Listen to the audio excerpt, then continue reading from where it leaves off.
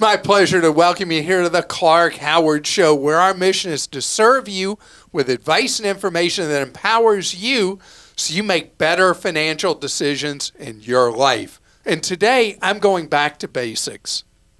I'm going to try to address something that has come in so scattershot, but steadily more questions about, should you use a robo-advisor, or should you invest on your own?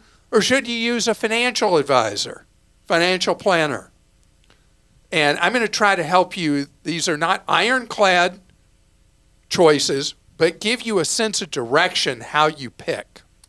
And then I've got to do a follow-up about Fidelity, because we've had some questions recently from listeners and viewers about how I could make Fidelity one of my 3 favorite children when Fidelity as a child is showing some misbehavior. And I'll tell you what I mean later in this podcast. So a lot of people starting out will ask me, should they hire a person? Should they hire somebody to get them investing? And my answer pretty much always is no. That a financial advisor, financial planner, becomes very important later in life, is you're assessing whether you are on track, you've saved enough money to be financially independent. They're very important in dealing with later in life issues in terms of estate planning, or if someone may be facing the possibility as they get older of maybe some diminished mental capacity, or just needing a checkup to see how you're doing midway through building up security for your life. But when you're starting out, the basics of investing are so simple that I don't believe you need a professional guiding you. But if just the whole thing overwhelms you, there's this thing that's grown over the last 10 years, robo-advising, where you pay a small fee and answer a bunch of questions, and a computer program, a robot basically, will advise, hey, you should put your money in this, this, and this. And you put the money in there, and it'll usually be a mix of index funds, or more commonly exchange traded funds, which are like a sibling of index funds. Or it may have you go in a target retirement fund inside a retirement account like a 401k or a Roth IRA.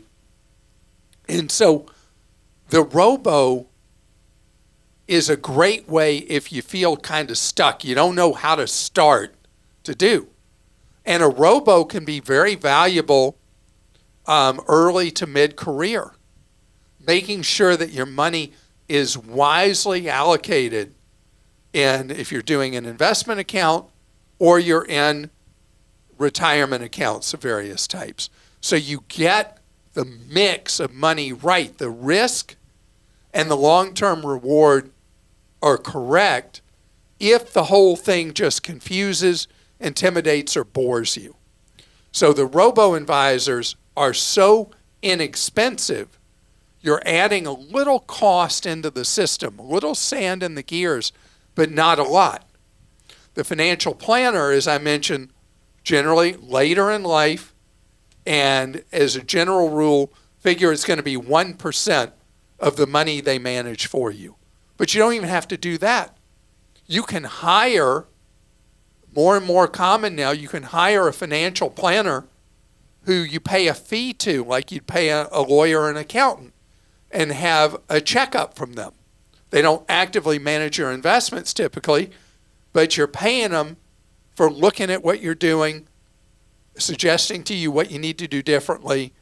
And you got to be somewhat of a self-starter in that environment. But that way you're paying somebody for completely unbiased advice. And remember this, if you do find you need that person who you're paying to manage your assets for you, they gotta be a fiduciary. Gotta be. That means that legally they are bound to do what's in your best interests. And be wary of anybody who is an insurance person, because odds are about 99.9% they're not a fiduciary. And every recommendation comes back to selling you some ultra high cost insurance product or annuity. Know the distinction with the difference. If you do decide you want that advice from a human, they got to be a fiduciary, period. Coming up ahead, I want to talk about one of my 3 favorite children, Fidelity Investments, that has been getting some bad publicity lately and generated some questions from listeners and viewers about whether Fidelity should be kicked out of my favorite kids list, and we'll talk about that straight ahead. So I have 3 kids, and I love my 3 children. They all have, let's call them quirks. Each of them have things that are like, we're human beings, right? And we all are going to have things that we wish that someone we love did better or whatever. So I'm going to go from that to talking about my figurative 3 favorite children in the investment world, which are Vanguard, Schwab, and Fidelity. And with each of my 3 favorite children, from time to time, I've talked about things they've done that I think are classless and wrong. And so it's all part of being unbought and unbossed. You know, I'm going to say what I feel regardless. Just like being the man from Costco. If Costco does something I don't think is right, I'm going to call them out on it. It's just what you got to do. You got to, the good and the bad go together. So let's take first Vanguard, one of my 3 favorites. Vanguard really has done so much for the American people over its existence. It's unreal. Popularizing investing beyond the nation's rich, where Vanguard made investing accessible to all of us. So Vanguard, I've been really sore at for a number of years because they have become expert at customer no service. And the complaints about Vanguard not having their customer service act together, not having technology that's up to date to service customers and for customers to do self-service with app and online. I mean, it's not a secret. This is Vanguard's Achilles heel. And then Schwab, I was all over Schwab about what they were doing when interest rates and inflation were really high, that they were cheating their customers by putting their idle cash in an ultra low savings rate automatically, and you manually would have to go in and earn 15 times the interest by manually moving your money into a Schwab money market fund that was earning 15 times what the default was. Today, I think it's 10 times. And that was just wrong. Just wrong. So even your favorite children have flaws. Now let's move to Fidelity. So we've had a number of complaints from people about Fidelity doing things wearing 2 hats, being a fiduciary and then not being a fiduciary, and potentially misleading customers into crummy products because there was more money in it for Fidelity. Well, Barron's magazine that I talked about a little while ago is a publication that is one of my must-reads every single day. I've been reading for a good while about the stuff going on with Fidelity, with pushing their employees to put people in garbage that paid high commissions. And so Barron's has a story just in the last week about a longtime Fidelity employee who was with Fidelity, I think, 24 years, who Fidelity fired because the person became a whistleblower calling Fidelity out for purposely putting people in inferior investments because they generated higher income for Fidelity, and that the employees were pressured, forced, if you will, to put people in junk instead of better stuff. So how do I resolve in my mind that Fidelity is a favorite child? This is one that is tougher than the other two, because this one really, really has bothered me for a while when we started hearing about it from listeners and viewers talking about stuff they were being put in. And then this case ended up settling with a NDA, non-disclosure agreement. So we don't know exactly how it all played out because nobody's talking.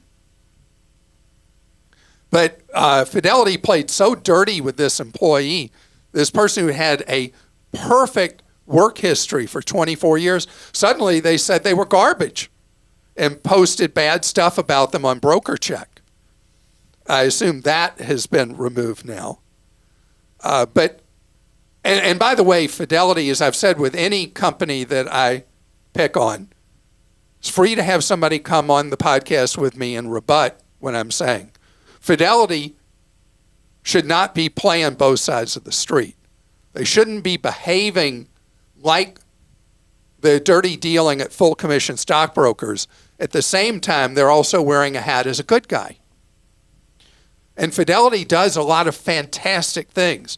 I mean, think about the innovations of the Fidelity Zero funds that I love.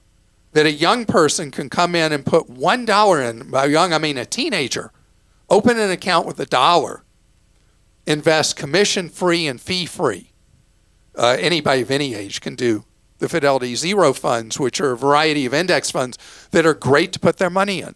Fidelity has a wide variety of great products for money management, the equivalent of checking accounts, all these things. But this is something you got to know. You need to know that if you invest through Fidelity and you're dealing with a Fidelity salesperson who is recommending something from you, you need in writing from them that they are operating at that moment as a fiduciary.